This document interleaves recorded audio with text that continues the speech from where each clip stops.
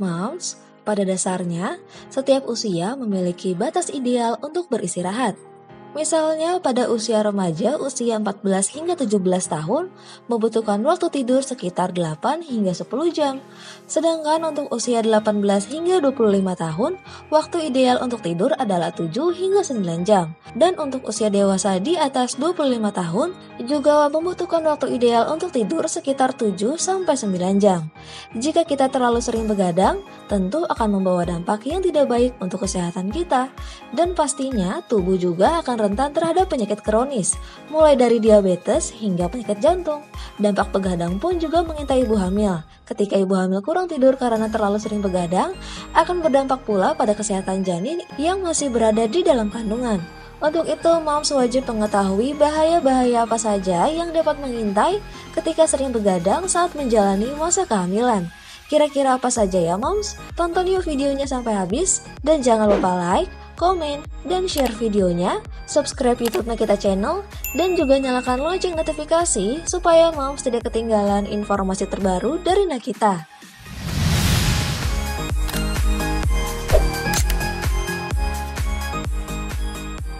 Berikut bahaya dan risiko sering begadang selama kehamilan yang harus moms ketahui dan waspadai.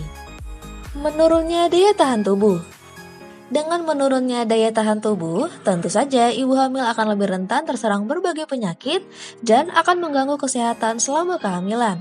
Terutama saat hamil, kondisi ibu harus memiliki antibodi yang baik agar terhindar dari virus, sehingga kondisi kandungan juga baik-baik saja. Preeklamsia. Preeklamsia adalah kondisi peningkatan tekanan darah disertai dengan adanya protein dalam urin. Biasanya kondisi ini terjadi setelah usia kehamilan lebih dari 20 minggu. Preeklamsia sendiri juga berisiko komplikasi, salah satunya kejang pada ibu hamil dan berpotensi kematian pada ibu dan janin yang dikandung. Persalinan prematur. Meskipun kelahiran prematur masih belum diketahui pasti penyebabnya, namun begadang saat hamil dikatakan menjadi salah satu penyebab potensial. Kurang tidur dapat membahayakan sistem kekebalan tubuh dengan menyebabkan kelebihan produksi sitokin.